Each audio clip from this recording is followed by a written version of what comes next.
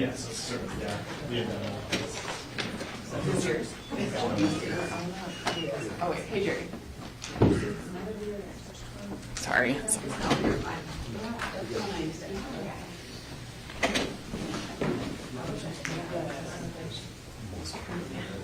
really sad for you guys. What happened? Central service step is included in the 712. The working families tax credit shift is also included in the 712. So there's in the 712, there's of spending. So we better make some of them should be moved to other funds that offsets. Yes. It's not perfect, but lowering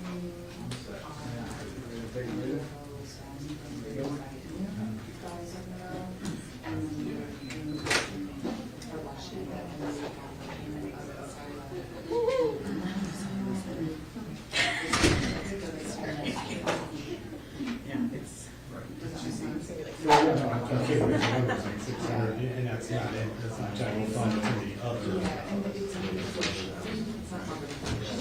So we do have a reduction. It is like lowering spending. That's all. It's a shortfall. So But not as wildly but nice. only been years ago. Yeah. So the smaller piece and our area is in so the lack of funding amount is Dueling talkers. You're less got a smudge on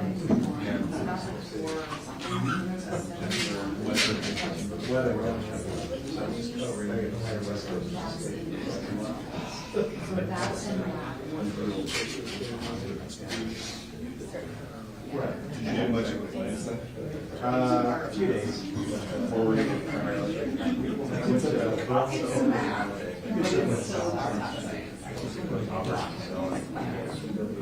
And I can tell you're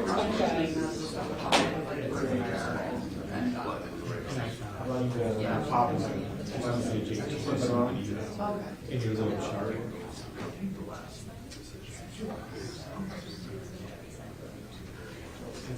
Because you have the reversion, which is great.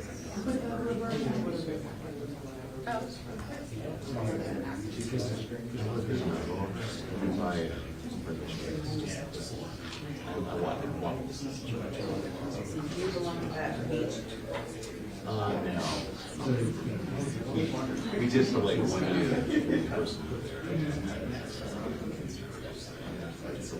Yeah, it is a little weird. I know why it belongs there. It's kind of fun. I used to actually, it's funny, I used to run in just there actually. Years ago, I used to run into her. The big leagues.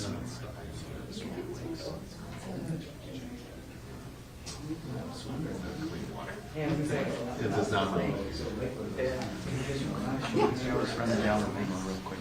Sure. It's good. Oh, yeah, I don't. Yeah, nice to meet you. Sorry, Josh. Yes, I see the land here. Yeah. There was a rumor about that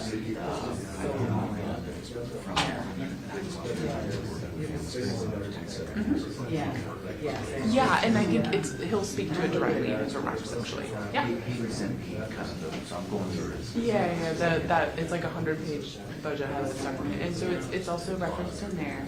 And he'll speak to this in his remarks, but so you know from the supplemental, it's a supplemental budget, so the budget that's intact, that remains, that funding still happens. You know, we've had increased auction sales that are above the amount that was forecasted when the legislature voted the budget last 3 months. So that's about $740 million of additional sort of climate commitment of dollars for those local funds.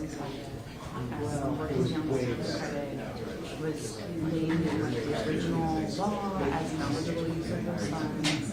And so I did to assuming $569 million of general current portion of those $1 million versus And then there's also an energy rebate. yeah, there's actually two different sort of energy systems for low income households. So one is the energy rebate, and then there's also expansion of the state program, home energy assistance program, and that provides assistance for people with efficiencies are also helping them with long-term costs and lower. Hey, good afternoon, everybody. Thanks so much, everybody, for being here today. Really appreciate it. I want to start by acknowledging, our state has been going through a lot these past 2 weeks, putting it very mildly. We've experienced a historic natural disaster. People have lost their homes, they've lost their businesses, and many, many more are working to repair the damage. I've had the real privilege of meeting with many Washingtonians over the past couple weeks in different communities all across the state. I'm going to continue doing that. So I'll be spending the better part of the holidays doing that through communities, planning a trip I'll be getting a briefing on Highway 2 after this meeting, and hoping to get to see what's going on there directly, and speak to communities that are impacted as well. I find those conversations deeply inspiring. People are really helping neighbors, communities coming together. It's something as governor that you would always want to see in your state if you have a situation like this, and that's certainly been the response that I've seen from state agencies, tribes, governments, individuals, you name it, and individuals impacted by it. So I want to express my deep appreciation again for all the first responders, the National Guard, emergency management teams, and everyone who's lending a hand to help Washingtonians. We're obviously still working to understand the full scope of the damage. That'll no doubt be a part of the conversations going to the legislative session. We're working closely with counties to get the information we need to receive federal dollars as we transition to this recovery phase. And just really appreciate the long hours that a lot of folks are putting in to help protect Washingtonians from the ongoing risks and to begin rebuilding our communities. So I'm here to talk about two things. First, of course, I'm going to talk about the budget, which takes us through June 30th, 2027. Then I'll discuss in some detail my support for a millionaire's tax. Now, to be clear, I want to be super clear about this, everybody. I'll probably say this more than one time. My discussion of the millionaire's tax has nothing to do with this budget. Okay, I just want to be clear about that. But it's an important conversation for my long-term vision to make Washington a more fair and affordable place. In other words, a millionaire's tax, as I think everyone here in this room understands, is not in this budget. And even if it's adopted in this budget, which I hope it is, more about that later, revenue from a millionaire's tax would not be realized until 2029. So I just want to be clear. I'm talking about two things that are obviously related in some ways, but they're different things. Short-term budget does not include a millionaire's tax, cannot include a millionaire's tax, but then talking about that as we look at our long-term future for the state. So starting with the first piece of that, the supplemental budget. Despite a challenging situation, this supplemental budget moves our state forward in significant ways, continuing our momentum in modernizing our ferry fleet, taking care of our roads and bridges, hundreds of millions of dollars for tax credits for Washingtonians, responsibly dealing with the chaos from the Trump administration. My proposed budget is balanced. It does not raise taxes. It eliminates tax breaks for corporations. It preserves access for reproductive health care. It maintains core services like K-12 education. It makes important investments in affordability, including maintaining the working families tax credit. As the reporters in this room know, but speaking a bit to Washingtonians who may not be as intimately knowledgeable about the way our budget works, we have three different budgets. We have capital, we have transportation, we have operating. Funds generally cannot move across budgets. So in other words, if we have a problem in one budget, we can't just move funds from a different budget over to one that's facing a shortfall. So two of our budgets, capital and transportation, are essentially healthy and in a position to make additional investments, which we've done. I already announced the highlights from those budgets, and I'm excited about the conversations I'm having with legislators who support those proposed investments. Here's what we're doing there. $1 billion for 3 new ferries. Keep us on track for moving that system forward. $2.1 billion for transportation and maintenance for our roads and bridges. That's the largest investment in preservation in the last 2 decades. $244 million in housing investments, the largest ever supplemental budget investment in housing, and an executive order that prepares us to establish the Department of Housing. We have a housing crisis in our state. We need to act like it, and I think a housing agency will go a long way to helping us address that challenge. What I will be focused on right now is the operating budget, which has challenges and is facing a significant shortfall. In this proposed supplemental budget, I'm providing a roadmap to the legislature. This is, of course, the first step in a conversation about how best to balance our budget. Legislators will, of course, have their own ideas, and obviously I've had conversations with leadership in recent weeks regarding my proposed budget. I'm looking forward to continuing to work with them and all members, of course, of the legislature as this proposed budget moves over to the legislative branch.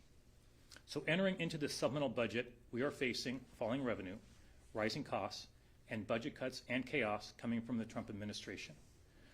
I'm going to kind of oversimplify a budget situation that's very complex, but I want to give a roadmap of what we're looking at.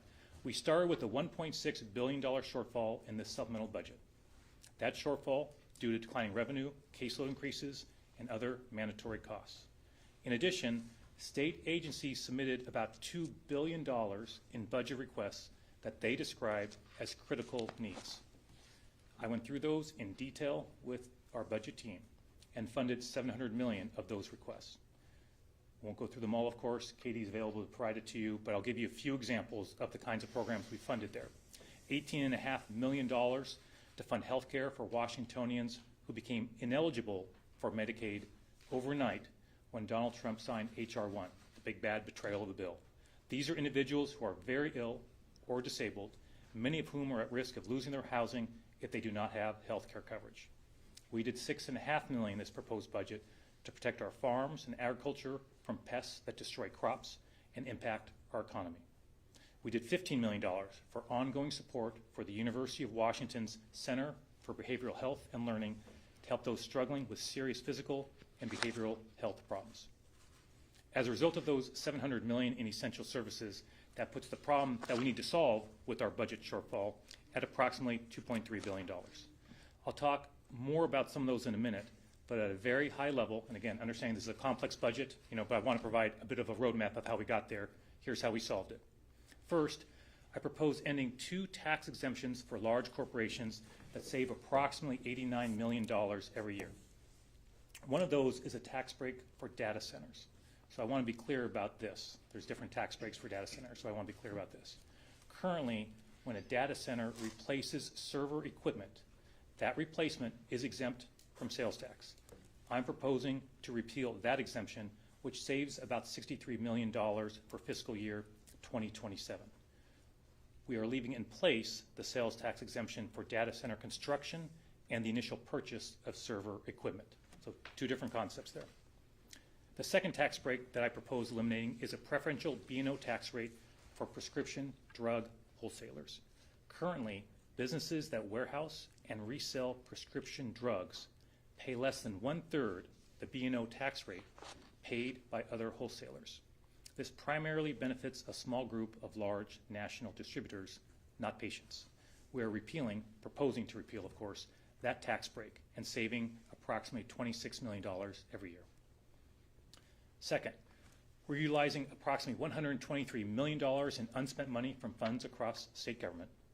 Third, we made difficult decisions to make about $797 million in reductions to state agencies, including administrative reductions. We made significant reductions earlier this year in the last legislative session, so these are obviously not easy. We're asking a lot of agencies during a challenging time. So those were not easy to make, but those are in the budget.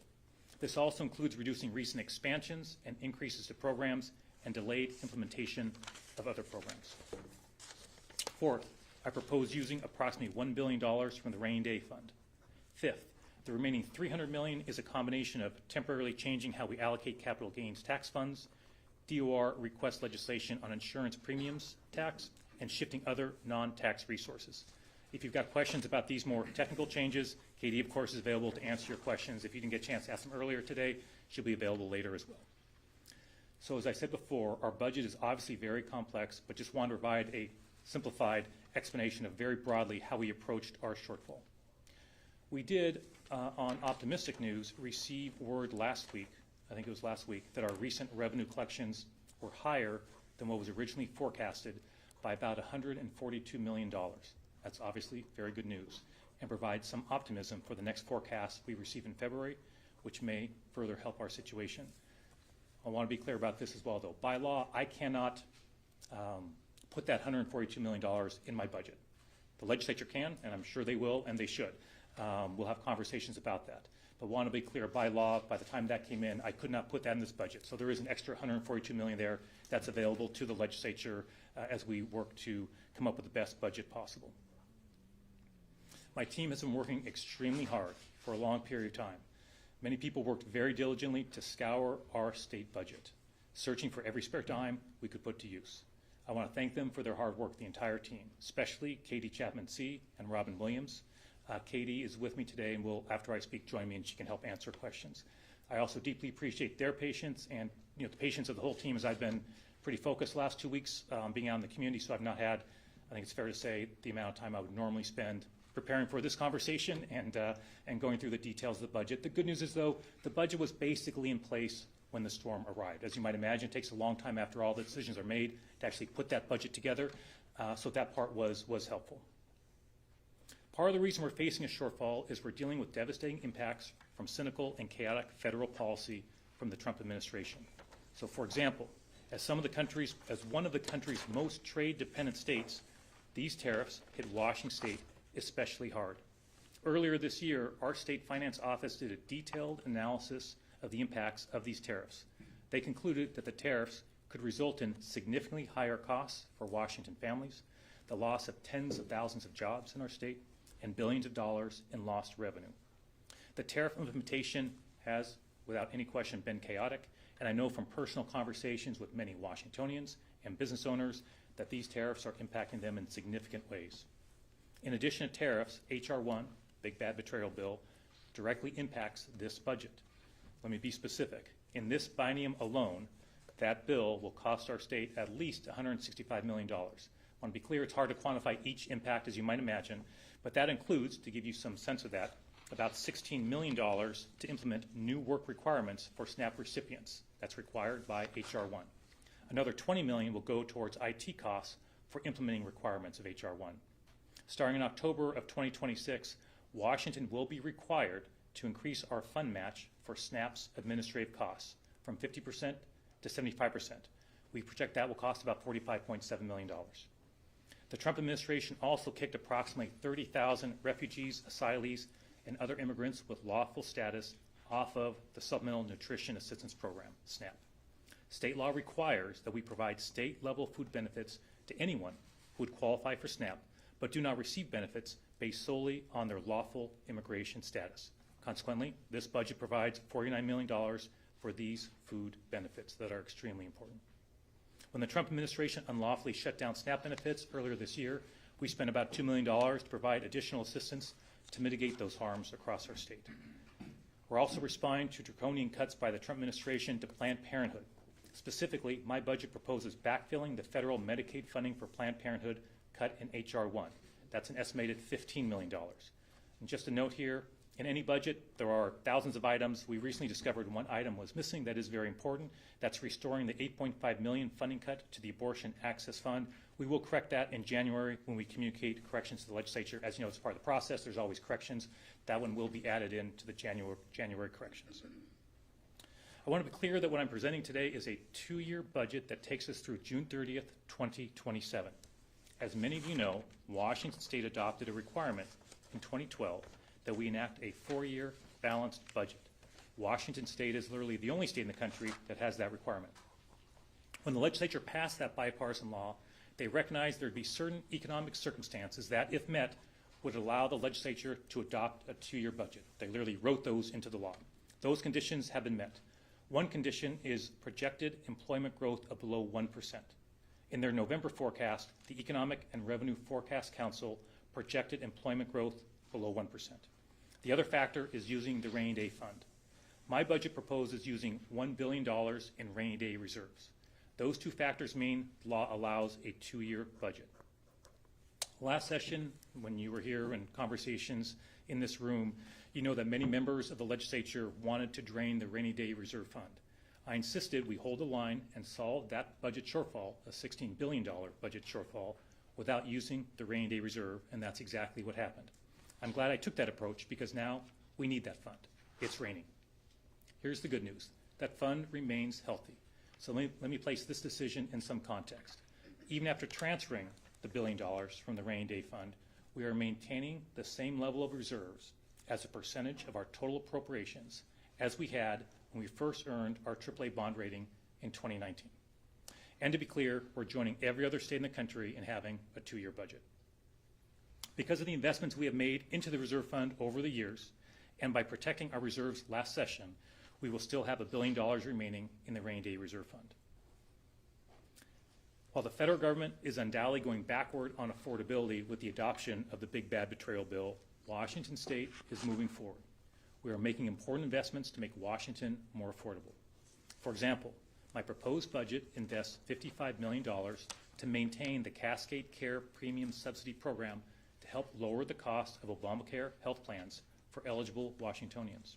Nationwide, healthcare premiums have increased significantly, 25% for 2026, and are expected to go up even more in 2027. As of right now, Congress still has not extended premium subsidies. The Cascade Care Program provides subsidies for Washingtonians earning up to 250% of the federal poverty level. This program helps approximately 100,000 Washingtonians and reduces their health care costs at a time when the federal government is making it more expensive. This was a one-time subsidy, and I'm extending it for the next calendar year as well. Let's talk about the Climate Commitment Act. This supplemental budget has a total of $760 million in new Climate Commitment Act dollars, thanks to our recent successful auctions. So let me also start by being real clear. The investments made in our biennial budget earlier this year, those all remain in place for the supplemental budget. When it was originally adopted, the CCA specifically said that CCA dollars can be used to pay for the working families tax credit. So that's what we're doing, just for this 2-year budget. We're using $569 million in CCA, Climate Commitment Act, I'll try and avoid acronyms, in Climate Commitment Act revenues to maintain the working families tax credit. That tax credit puts up to $1,290 in cash back into the pockets of thousands of Washingtonians with low incomes. That still leaves more than $130 million in new Climate Commitment Act funds in this budget. Here are 2 examples of how we're spending those dollars in a way that makes life more affordable for Washingtonians. $30 million in Washington Families Clean Energy Credits. That provides a one-time $200 credit to low-income families to help with utility bills. The program prioritizes areas experiencing disproportionate environmental health disparities, as well as those overburdened by energy costs. This funding is expected to help approximately 125,000 households. $33 million will go to expanding the state home energy assistance program. This program helps Washingtonians pay their utility bills and move to low to no carbon heating and cooling options. This is available to individuals and families who are making up to 80% of the area median income. So today I'm also announcing my support for a millionaire's tax on the wealthiest in Washington state. So let me be crystal clear one more time. The millionaire's tax, which I hope will be adopted in this session, will not and cannot solve our short-term budget challenges. 2 different conversations. As a result, my proposed budget does not rely on it, does not propose it. According to the Department of Revenue, the proceeds from a millionaire's tax won't come in until approximately 2029, and that's, just to be clear, even if adopted in this upcoming legislative session. As you all know, Washington has one of the most regressive tax systems in the entire country. We rank 50th, next to last among the 50 states and the District of Columbia, in the fairness and equality of our tax system. I know everybody here in this room understands this, but I want to be really clear to the people of the state of Washington. This means that those who make the least amount of money pay much larger shares of their income than those with the most resources. Specifically, Washington families whose income is in the bottom 20% pay a whopping 13.8% of their total income in taxes, while those whose income is in the top 1% pay only 4.1% of their income. That is untenable. We are facing an affordability crisis, It is time to change our state's outdated, upside-down tax system to serve the needs of Washingtonians today. To make our tax system more fair, millionaires should contribute more towards our shared prosperity. To be clear, by millionaires, I mean people who make more than $1 million of income in a single year. In other words, it is not individuals whose net worth reaches that amount based on, for example, the value of their home. It's $1 million of income in a single year. In recent years, the inequities of our state's current tax structure have been exacerbated by increasing income inequality, which is made even worse by President Trump's massive tax cuts for the wealthy, an unprecedented upward transfer of wealth that makes the rich even wealthier, while hardworking people are overburdened.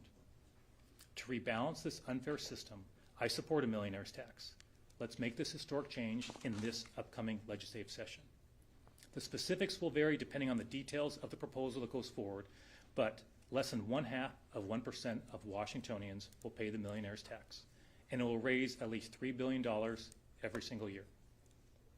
I understand that individuals who make less than $1 million each year might be skeptical that an income tax would never be extended to them. That's why I support codifying the $1 million threshold with appropriate adjustments for inflation into state law. In other words, the millionaire's tax would be paid on income over $1 million in its first year, and while the amount of annual income that triggers the millionaire's tax will rise due to inflation, that amount will never impact 99% of Washingtonians. A constitutional amendment is one way to provide this assurance. I want to be clear that I will not support income tax for people who make less than $1 million in a year. Progressive tax reform cannot just mean increasing contributions from those who can afford it.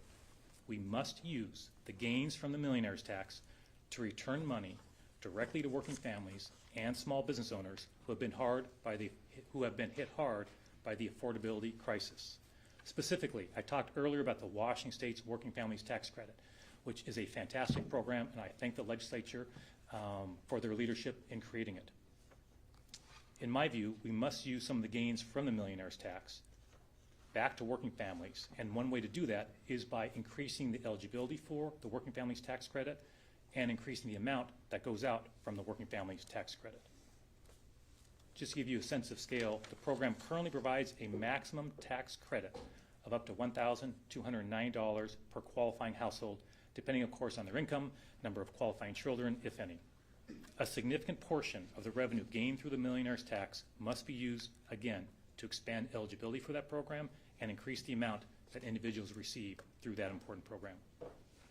Likewise, gains from the millionaire's tax must be used to reduce taxes on small businesses. Small businesses are the backbone of our economy and our communities. They drive economic growth and create jobs. And amid the affordability crisis, many of them are struggling. In my view, we should not require small businesses to pay B&O taxes until they make $1 million in revenue each year.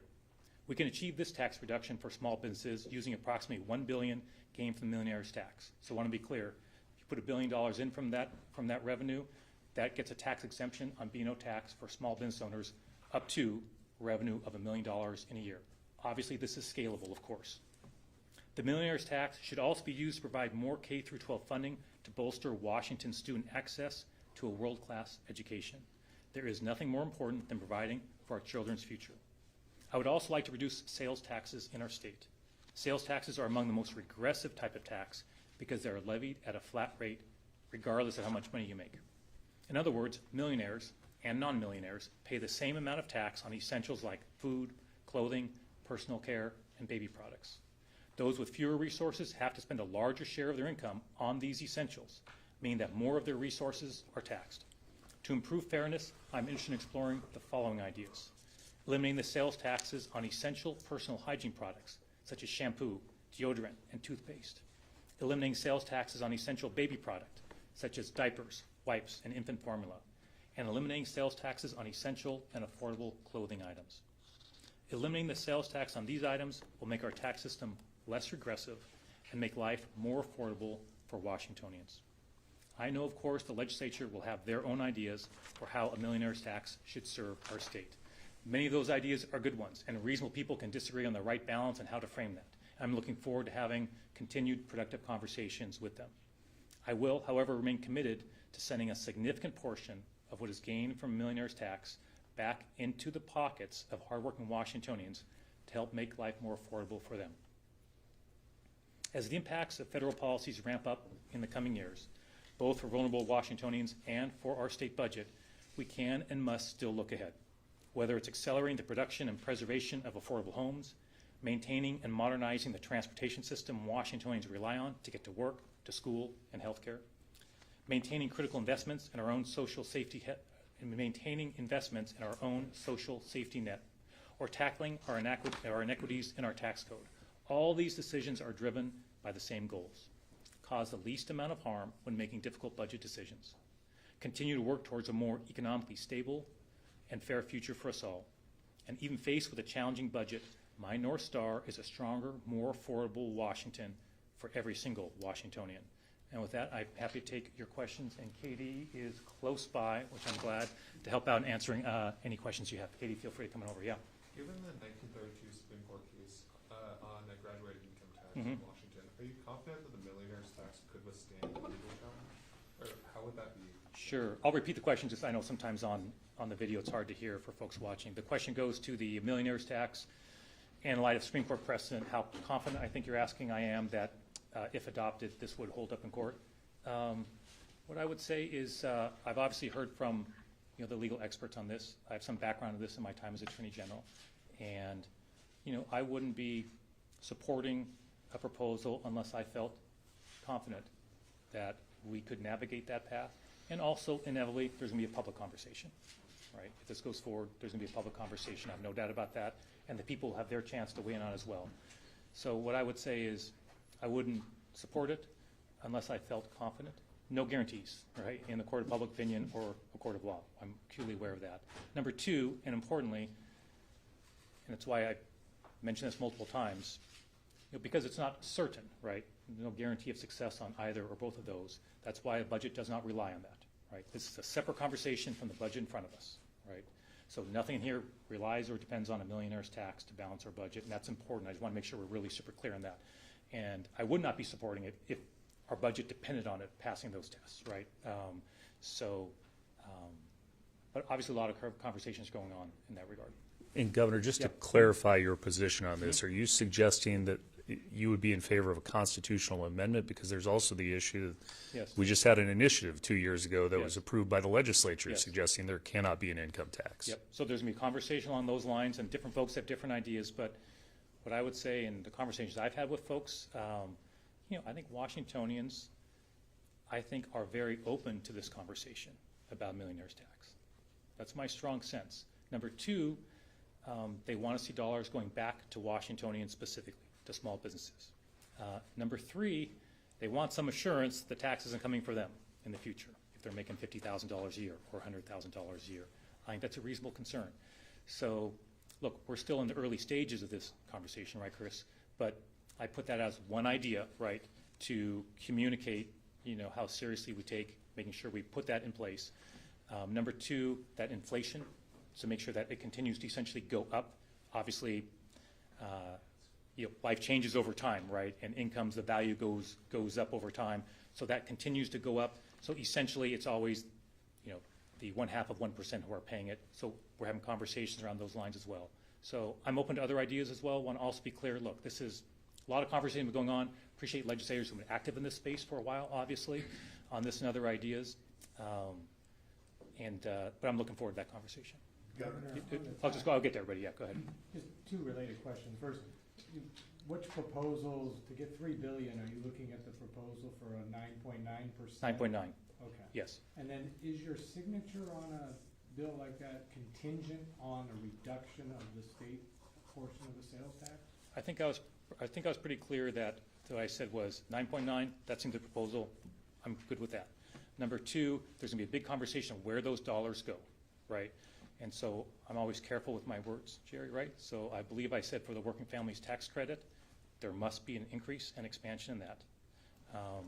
I think I was also clear that I used the word must when it comes to small businesses, right? That there has to be a benefit to them, that the exemption they receive for on B&O tax, that goes up, so they're getting a tax break as well. And I think the word I used for other things like K through 12 and the sales tax was should. So, look, I get that I don't get to write this thing myself. There's lots of good ideas, and I'm confident there's 40 people in this room, 40 people would allocate those funds in a different way, right? No two people would have exactly the same allocation. I absolutely recognize that. But to me, the Working Families Tax Credit, thanks to the legislature, is a fantastic program. Does fantastic things, puts money back in the pockets of Washingtonians. We should expand who's eligible and increase it. And for small business owners, I've heard loud and clear from them, they need some tax relief. That needs to be a part of it as well. But if you do that, and the should part of the sales tax, you will be reducing the tax receipts and tax collections by the state by potentially billions of dollars, which would negate the money you make. It won't be that much for the things I'm talking about. So we have some preliminary numbers. On the sales tax, what I'm proposing, they're suggesting, for example, on the types of products, it's not that scale. I didn't want to put specific numbers. You'll get those from us soon. I just want to make sure my team had a chance to go through it. But it's not anywhere near that scale, to be clear. Happy to follow up with you on that. But we just want to make sure those were the kinds of concepts. We want to refine those numbers before putting those numbers out there. But they would not be, to your point, Jerry, I've gone through each of those and talking to the team saying, how much would that cost? If you eliminate the sales tax for hygiene products, what does that cost? It's not anywhere near like billions, just to be clear. So I'd happy to get you more of those numbers. I just didn't want to put those out here publicly until we had that a little more airtight. But thanks for asking that. Governor, Yeah. earlier this year, you said you were skeptical of the wealth tax. We had a deficit earlier this session.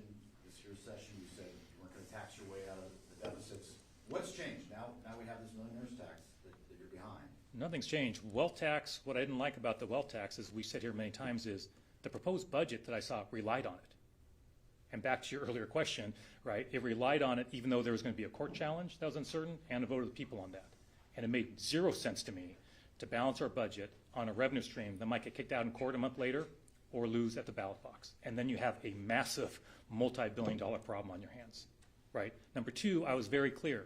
If the legislature wanted to do a test case on the wealth tax, do it at $100 million, for example, so our budget's not relying on it, then you go through that process. I was open to that conversation.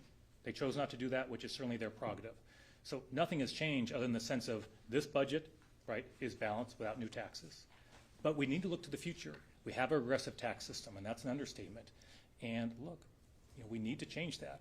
And I do think, well, that's been tried before, obviously, in our state's history. I'm very mindful of that and very aware of it, and understand the challenge with that. I do think that it's a different time right now, and I think there is an opportunity to make a historic change in our tax structure. This would be one piece of that conversation. But I understand the challenge with it, to be sure, but it's apples and oranges from the conversation last session. Yeah, again, I would not be supporting it if they relied on it, right? In other words, they said, hey, we're going to assume $3 billion in revenue, and we're going to fund K through 12 with that in the base budget. No, because it might not survive a court challenge. Confident will, but it's not a guarantee. Yeah. Would you expect the offsets, working families tax credit, B&O tax relief for small businesses, would you expect those things to kick in at the same time as a millionaire tax would kick in? I believe so. We have to work. Look, there's a lot of details on this, obviously, right? So I want to talk to the team, and you'll be seeing more information coming out from me soon on all these things. Jerry, to your point about the sales tax, we'll try and get those dollar amounts soon. But obviously, there's a lot of work to do. But yes, conceptually, assuming we can do this, I've got to talk to Department of Revenue. There's a lot that goes into it. But yes, my goal will be, hey, when we are doing this, here's the revenue, here's where those dollars are going to go, that those line up. Absolutely right. And you mentioned a sales tax, several sales tax exemptions, not an overall cut to the rate, correct? It's for those specific items, which the state has currently for certain items are exempt from a sales tax, as you all know, right? So that'd be for those specific items, removing the sales tax for those items. That's correct. Governor, you are aware that there are members of the House and Senate who have pitched this idea of a payroll tax similar to what has happened in the city of Seattle and making that a statewide measure? Not a big fan. Yeah, not a big fan. I think this is the right course. Is that DOA? What I'll say is I'm focused on what I think is achievable and what makes our tax system far less aggressive. So working families pay a less percentage of their income on taxes. And so that's what I'm focused on. Look, there's going to be a lot of different ideas out there, obviously, Chris. I get that. My job is to focus on what I support, why I support it, and I will say I think, you've talked to legislators. I think there's a fair amount of momentum around this millionaire's tax. I'm optimistic we can get it done. There's a lot of work. It's a short session, so it won't be easy. There's lots of details to work out, but that's what I'm focused on. Governor, I'll go here and then go go for it, Jerry, sorry, yeah. About the budget. Yeah. Given the challenges you described and the steps that were taken, it looks to be an effort to patch, or maybe now build a bridge to the next budget. Is that how you see these actions? I mean, one time with the Climate Commitment Act, Millionaire's tax comes in the next budget cycle. Is that how you view it? I think that's a good question. I think that's, Jerry was asking whether I viewed this budget as sort of building a bridge to the next one, trying to do different things to get us through this supplemental budget as a bridge to the next one. I think that's a fair description of it. I do. I mean, supplemental budget in general is that way, I think, right, overall, in general. But I think it's fair to say for this one that, I think a lot of conversations we were having, I think it's a fair way to describe it of, we have a fair amount coming at us right now. That's, fair to say. And you're trying to navigate that in a way that is, responsible, balanced, not raising taxes, and getting us in a good position to, when we're here next year, at the same time, proposing, a new budget. So, no, I think that's a fair way. I think that's a fair way to describe it. And I think in some ways the way we probably thought about it during the process, I think that'd be a fair way to. I think that'd be a fair way to describe it. Yeah. I know you didn't detail the potential cuts, but were there some that were troublesome? Can you give us a summary of what? Sure. I mean, the education is on that list. Look, I mean, do I wish I had lots of extra revenue to spend on important programs? You better believe it. And in campaigning for governor, as you well know, right? I think I campaigned for a year and a half. No one ever asked about a budget and budget shortfalls. That wasn't even a conversation during the entire campaign. That wasn't even known, right? In debates I had, that wasn't a conversation. So, no, it's not ideal, of course. And there's decisions in here that, from my standpoint, are certainly not ideal. But I've got to live with reality. I don't have another choice. And so, but to your question more directly, we spent a lot of time. We spent a lot of time, many, many hours, and many, many meetings going through different options of delaying implementation of programs, capping programs at a certain amount so they wouldn't continue to grow, notwithstanding how important those programs are and understanding how important those programs are. And so, of course, that those are difficult decisions. I'm mindful that for state agencies, they took a pretty big hit in the budget that we adopted earlier this year, for sure. And they're taking another hit. That's not easy. We're asking a lot of state agencies, and I recognize that, this proposed budget does not make their life any easier, and that's an understatement. So, I think what's fair to say is at some point, maybe this goes a little beyond on your question, but at some point in the process, when the team would bring me proposed reductions, savings, at some point I just said, hey, I'm not prepared to make. I was glad they brought me the options. That's their job, right, to bring me options. But at some point in that process, I can't remember how many weeks ago, where I just said, I can't do those, right? I can't do those. So we need to figure out some other options. And I think that's where you saw the Rainy Day Reserve Fund come into play. I think that's where you saw the Working Families Tax Credit being funded through the CCA. Some of those decisions started being driven as a result of just reaching a point where, I just felt what was on the table wasn't an option for me. Now, look, I want to be clear. The legislature is going to have their shot at this thing. And I've already talked to leadership and said, look, this is a challenging budget. I'm looking forward to what they've got. Look, they've got a lot of experience in this, and I'm looking forward to their ideas. And they're going to have some better ideas than I had, and some things I'm going to support or we're going to have some disagreements on. But I'm looking forward to getting their insights on this process. It's a challenge, and we've prepared them for that. We've walked through. They understand what's in here. They understand that. And so I hope we benefit from that larger conversation with legislators for different ideas. I think that helped in the budget we signed earlier this year, where I had billions in proposed reductions. They had their own ideas, which I thought were helpful. So, this is obviously just the first in a long conversation, but just felt it was important to provide a roadmap, draw the lines where I thought was appropriate, and we'll see where they want to go with it. Recognizing that the Working Families Tax Credit is a part of, is one way you can use auction funds from the Climate Commitment Act.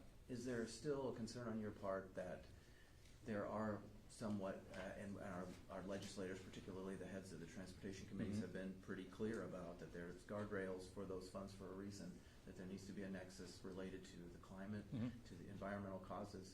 Do you worry at all that you might be eroding those guardrails with that proposal? Well, the guardrails include specifically using CCA funds for the working families tax credit. That was there, as I understand, the original proposal of the bill was there all the way through and when it was adopted. So it is one of the guardrails. It's specifically called out as being an appropriate use for the CCA.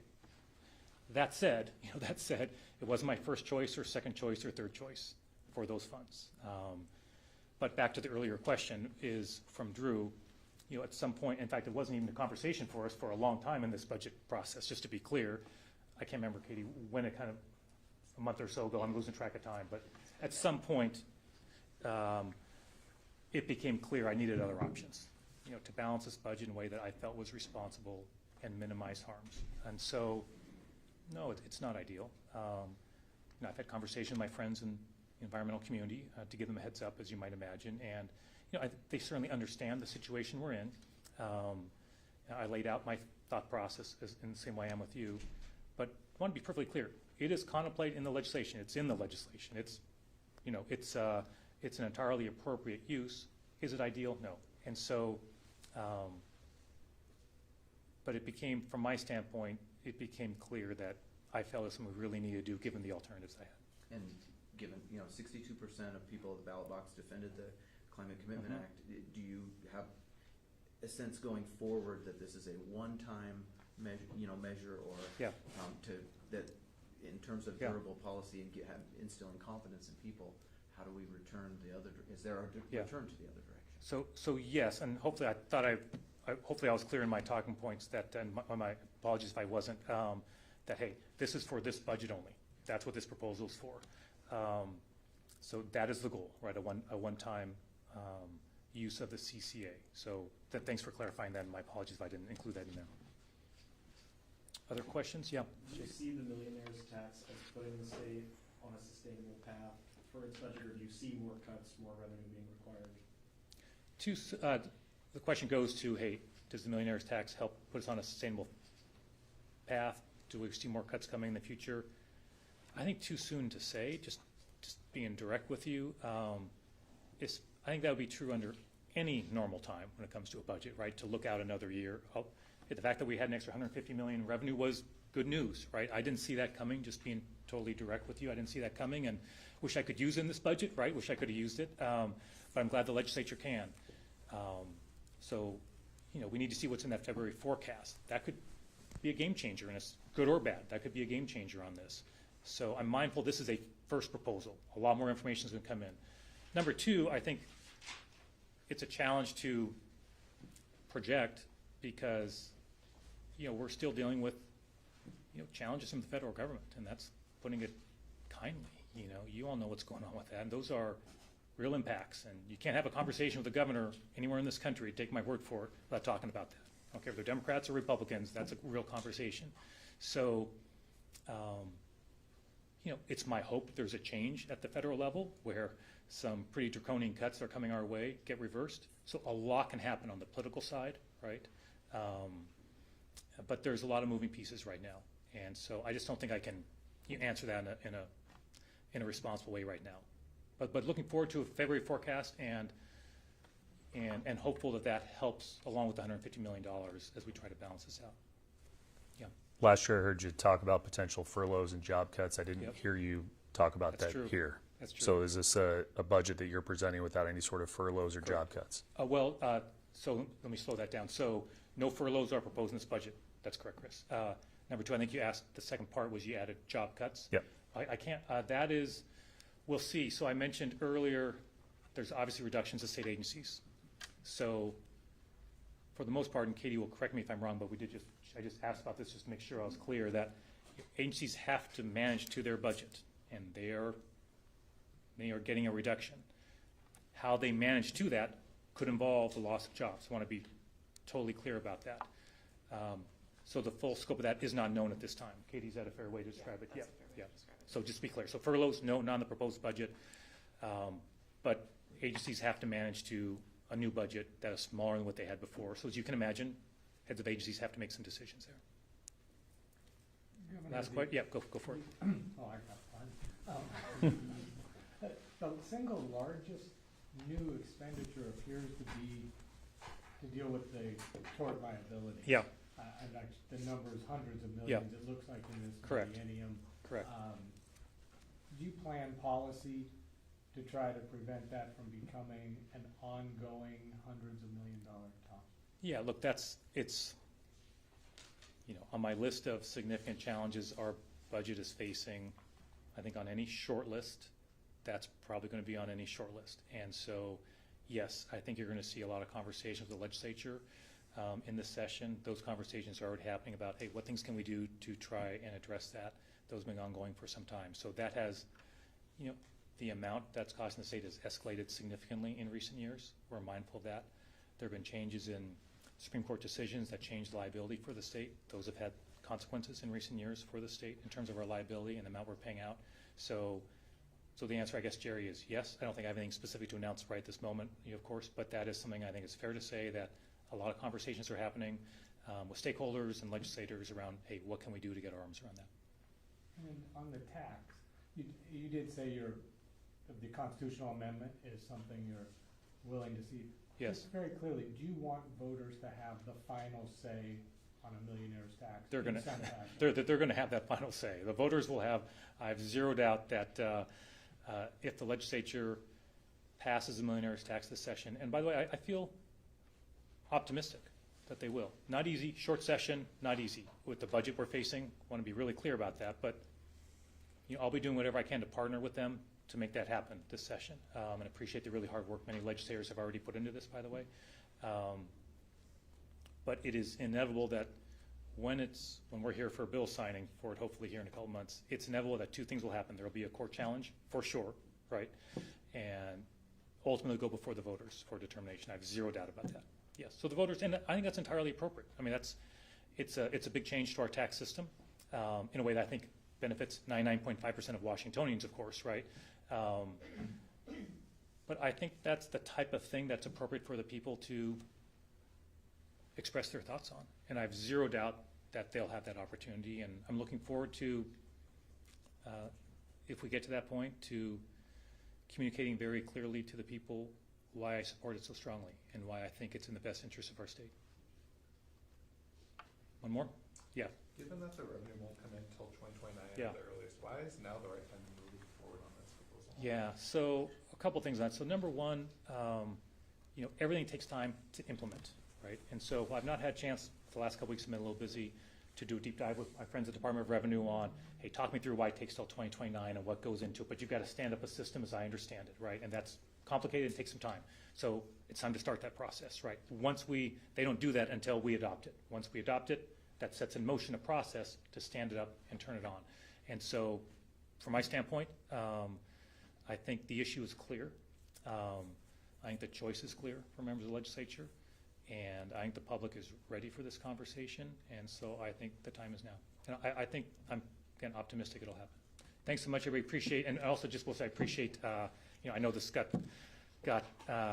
announcement waited till literally the last day I can announce it. I just appreciate, I know many of you asked me over the last week or so, and appreciate your understanding of why that was. My team especially, they've gone through a lot of, as I've been out, and so really appreciate their patience, and also appreciate the media's been excellent with covering the floods. I've said before, I'll say it again, I really think that coverage has saved lives for people. I think it's been, seeing the images of what's been going on out there, I think it's had a huge impact.